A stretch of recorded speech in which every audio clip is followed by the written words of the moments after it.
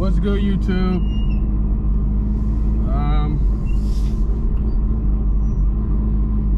That's cool. Just walk across the street. What's good, YouTube?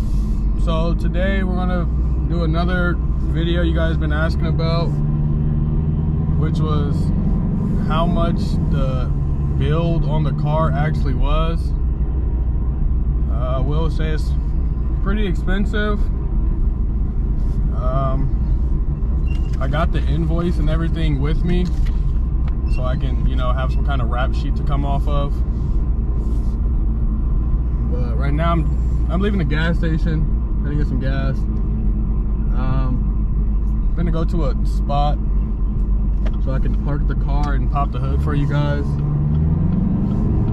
Go from there. So I'll tap back in with you guys when I get to the spot.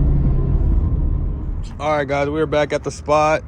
Got the invoice right there. So on the sheet, I have highlighted pretty much all the big things, the most expensive things, the things that you kind of need for this build.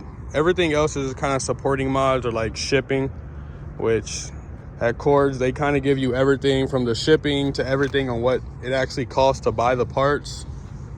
So I'm gonna go down the list of mods that I have highlighted, and I'm gonna tell you each price, and at the end I'll tell you how much labor time and how much it was in taxes and everything added up and totaled.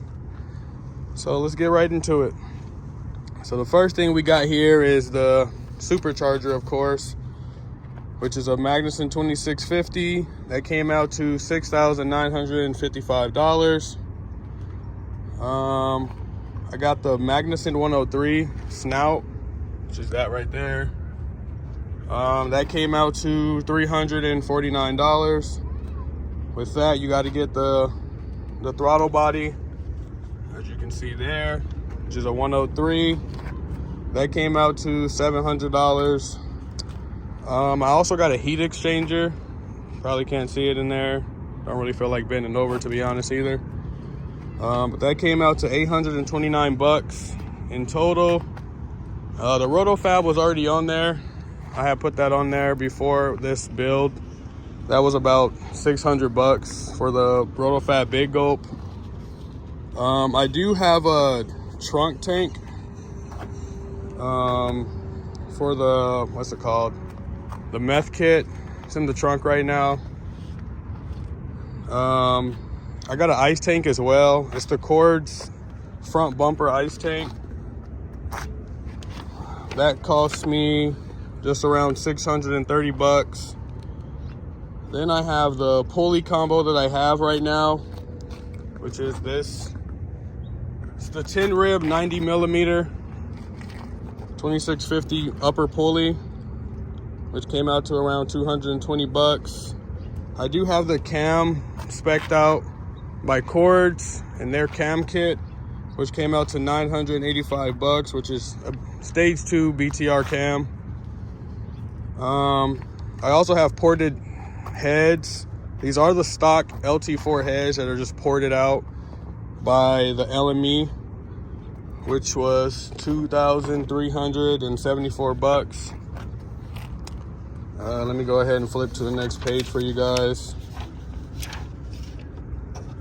On the next page, pretty much all I have is I have the high side fill pump, which came out to $1,875.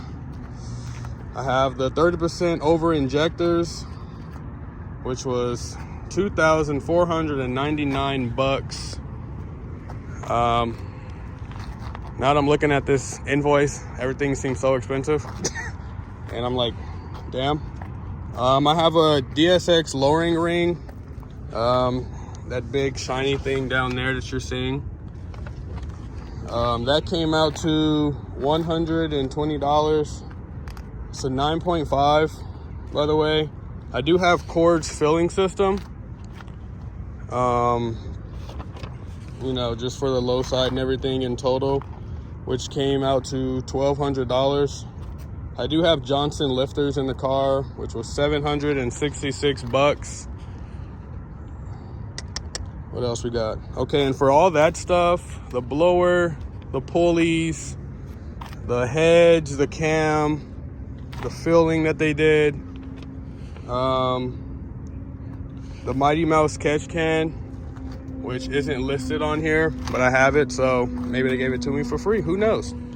But with that labor time in total, that was around 35 hours of labor, at which they charged $145 an hour, which with labor alone in that aspect was $5,075. So that's just the labor. And if you want to add the rest of the stuff I told you, you can go ahead and do that, or just wait for the end of the video and I can tell you what the actual total was.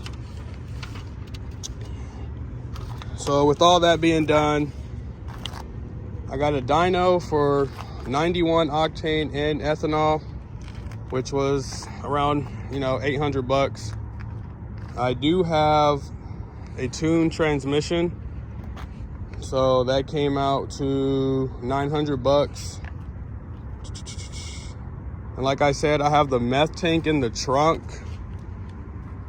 which came out to 1,250 bucks. I'll pop the trunk and let you guys look at that. Oh, never mind.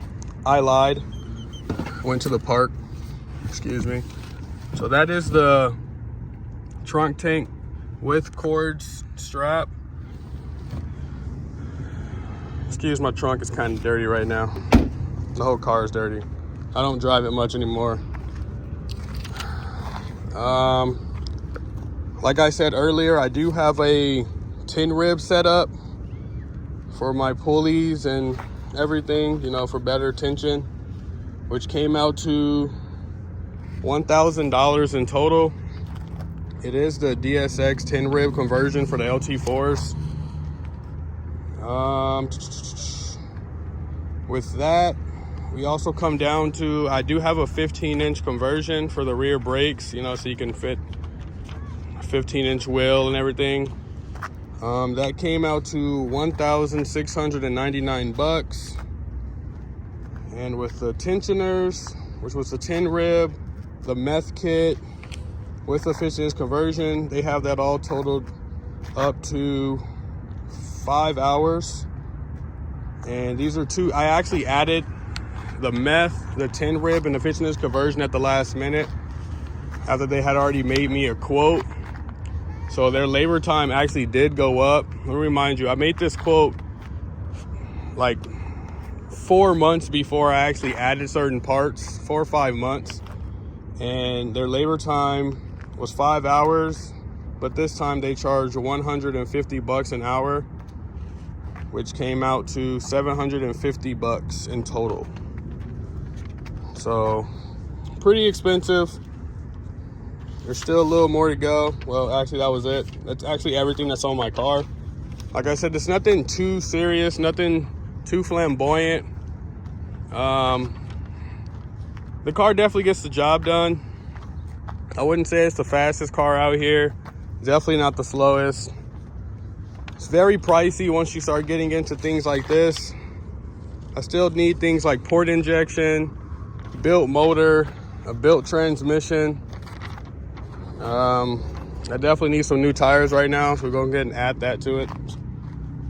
I do daily this car, to be honest. I know I said I don't drive it as much anymore, but it's more of just a to the gym and back home thing now. But I do have another car at home. We do have the Hellcat at home that we drive majority of the time because I'm just too lazy to take my wheels off, and they're kind of gone, as you can see from some of my shorts that I have. But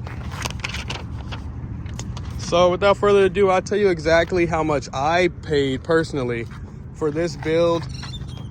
The subtotal with labor and parts alone came out to $39,315.13. And when you combine all the taxes and everything combined, that added another $2,380, which came out to a total of $41,695.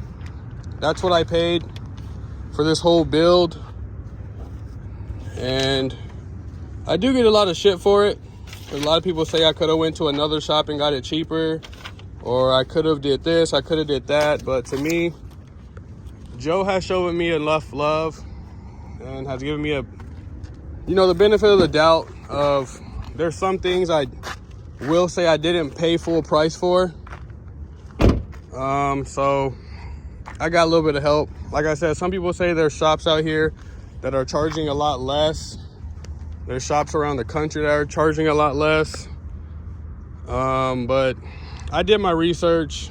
I got a bunch of quotes and invoices from a lot of other shops, and to be honest, the only difference between the two is $1,000 here, $1,000 there.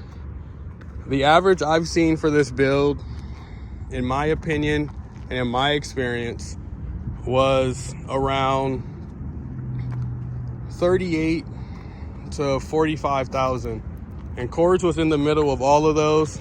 So I don't see the difference personally. They're 30 minutes from my house. And then I love the way they do their building and everything.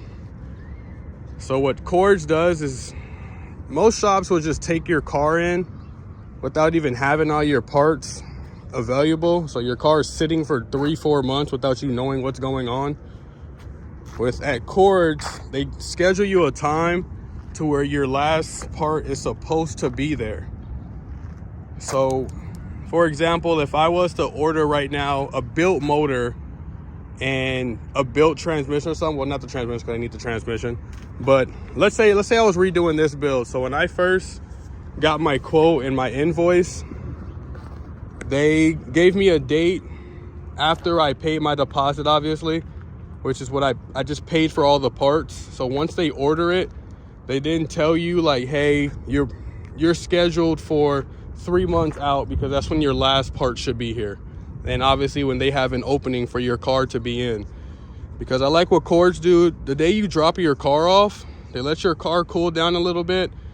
They go do a baseline on the dyno of your car, and the next thing they do is they start taking the car apart.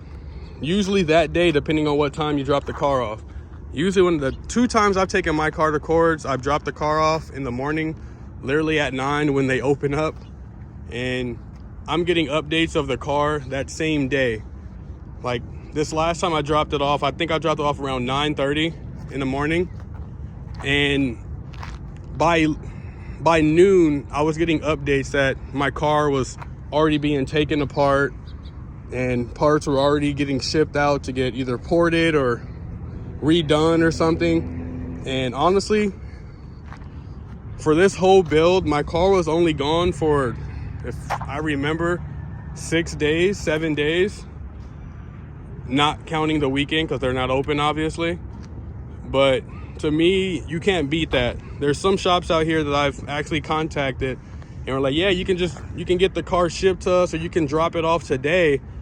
And I'm like, that doesn't even make sense. Like, I'm gonna drop my car off today, then I gotta sit there and wait for 3 months and never see my car. I would rather still drive my car around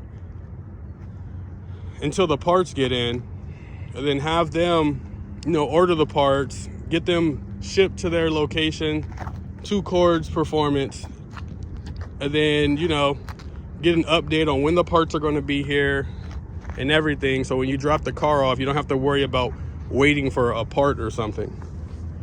So in my experience, the price that's a little bit more expensive is, in my opinion, is worth it. I actually have a buddy right now who's debating on 2 shops, Cords and another shop. I don't know if he wants me to tell me the other shop, so I'm going to keep that between him. But he's trying to do a heads cam setup, and the difference between the two is Cords is charging him, I think, $14,000, and the other shop is charging him $12,000. But he also has to travel 15 hours to get to that next shop. which if you ask me, if you're gonna travel and everything or ship your cars, it's gonna cost around the same at that point, give or take of who you use or what you drive and everything.